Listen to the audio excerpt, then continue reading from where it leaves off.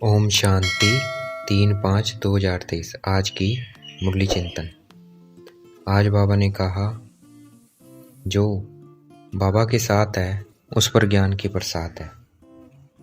जो परमात्मा पिया के साथ है उस पर ज्ञान की बरसात हो रही है।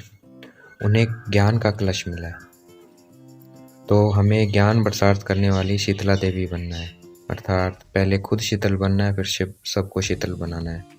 क्योंकि आत्मा जब तक पवित्र शीतल नहीं बनेगी तब तक वह देवता नहीं बन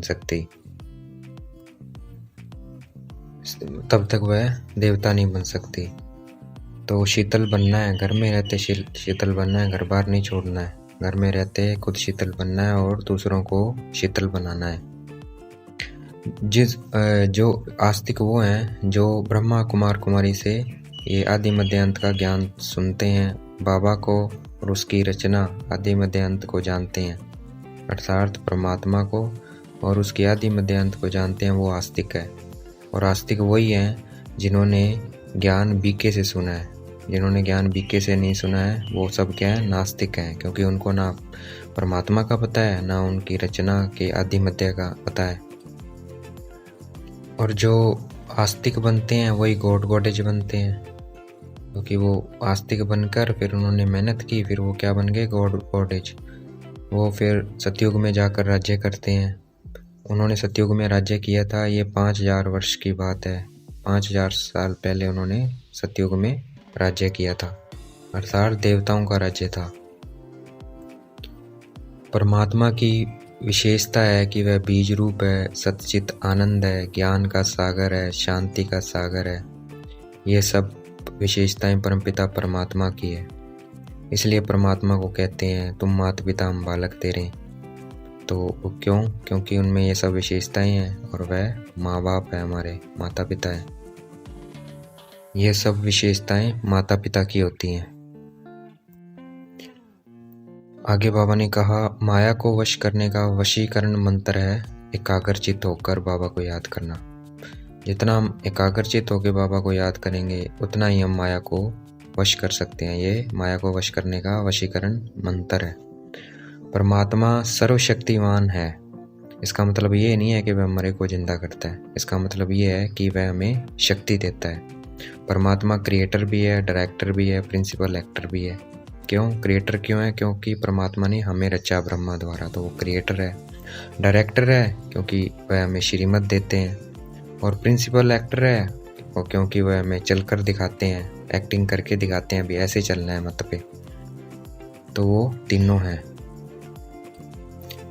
पत्ता पत्ता परमात्मा के हुक्म से नहीं चलता है। परमात्मा पत्ते पत्ते बैठ हुक्म नहीं देते हैं, क्योंकि परमात्मा तो खुद इस ड्रामा में बंधे हुए हैं। तो पत्ता पत्ता कौन हिला रहा है? ड्रामा में है इसलिए वो हिल रहा है। और परमात्मा खुद भी इस ड्रामा में बंधे हुए हैं, इसलिए वो इस धरती पर आते हैं जब उनका पार्ट होता है। तो बाबा कहते हैं, ये मेरा हुक्म नहीं चलता है, ये ड्रामा है, ड्रामा का हुक्म चलता है, उसमें मैं भी बंधा हुआ हूँ। परमात्मा सर्वव्यापी है, इस ज्ञान से आज भारतवासी क्या कंगाल बने हैं, परमात्मा को सर्वव्यापी कहने के कारण। अगर परमात्मा को सर्वव्यापी नहीं कहते तो कंगाल नहीं बनते। कंगाल बनने का यही कारण है कि परमात्मा को सर्वव्यापी कह दिया। परमात्मा दिलवाला है, सारी सृष्टि का दिल लेने वाला है। इसलिए उनका देलवाड़ा मंदिर जो है वो ठीक बना हुआ है, ठीक यादगार है देलवाड़ा मंदिर।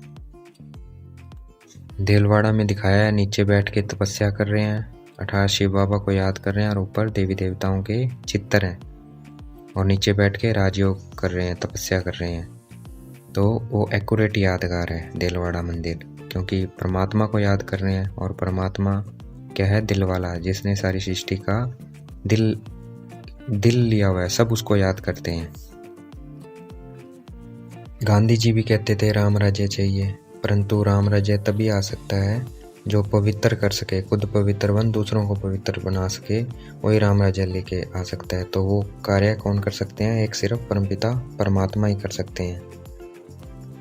लेकिन चाहना सबकी है कि राम राज्य हो। आपे ही पूज्य आपे ही पुजारी, ये गायन देवताओं के लिए। सतयुग त्रेता में देवता क्या होते हैं? पूज्य होते हैं, और द्वापर कलयुग में पुजारी बन जाते हैं। खुद ही अपनी पूजा करनी शुरू कर देते हैं।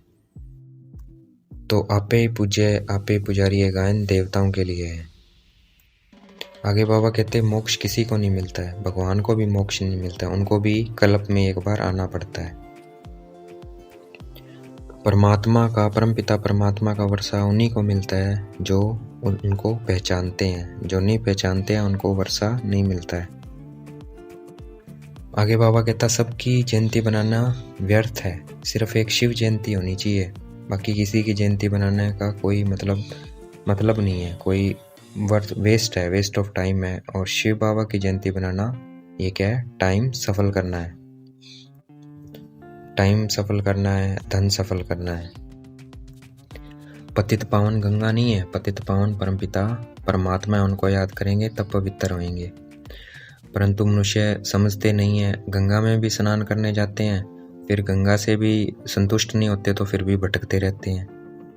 तो गंगा पतित पावनी नहीं है, अगर पतित पावनी होती तो संतुष्ट हो जाते, पवित्र हो जाते, पावन हो जाते, पर नहीं होते हैं इसलिए भटकते रहते हैं। तो ये सिद्ध करता है कि परमपिता परमात्मा ही पतित पावन है, परमात्मा ही पतित पावन है। और गंगा जो है वो कौन है, जो परमपिता परमात्मा के बच्चे हैं, मतलब हम ब्राह्मण के हैं, गंगाएं हैं जो सबको ज्ञान स्नान करा रहे हैं। ज्ञान गंगाएं देवता नहीं है, ज्ञान गंगाएं कौन है, ब्राह्मण है, परमात्मा के रचे हुए बच्चे हैं। बाकी जो भी योग सिखाते हैं वो अल्पकाल की उनसे सेहत मिलती है थोड़े समय के लिए, लेकिन बाबा जो योग सिखा रहे हैं उसे क्या है, एवर हेल्थी बनते हैं, हम हमेशा के लिए हेल्थी बन जाते हैं।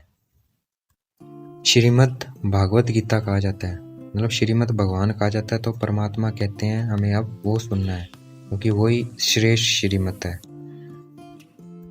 भगवान आते हैं ब्रह्मा विष्णु शंकर के साथ, अकेले नहीं आते हैं। अभी है ठिक्कर बित्तर के महल हैं, और सतयुग में होंगे हीरे जवाहरों के महल होंगे, पत्थरों के नहीं होंगे, वहाँ हीरो जवाहरों के महल होंगे। और सत्संगों में कोई एम ऑब्जेक्ट नहीं है, परंतु इस पढ़ाई में एम ऑब्जेक्ट है कि हम, ये पाठशाला है, स्कूल है, और सत्संगों को पाठशाला या स्कूल या यूनिवर्सिटी नहीं कहेंगे, इसको क्या कहेंगे, पाठशाला, स्कूल है और यूनिवर्सिटी भी कहेंगे, क्योंकि यहाँ एम ऑब्जेक्ट है नर से नारायण बनने का, नर से नारायण, नारी से लक्ष्मी बनने का एम ऑब्जेक्ट है इस पढ़ाई का। आज की मुरली का वरदान, हर आत्मा से आत्मिक अटूट प्यार रख, स्नेह संपन्न व्यवहार करने वाले सफलता मूर्त भव। आज की मुरली का स्लोगन, अंतर्मुखी वह है जो जिस समय चाहे आवाज में आए और जिस समय चाहे आवाज से परे हो जाए। अच्छा, ओम शांति। शुक्रिया मेरे बाबा, शुक्रिया।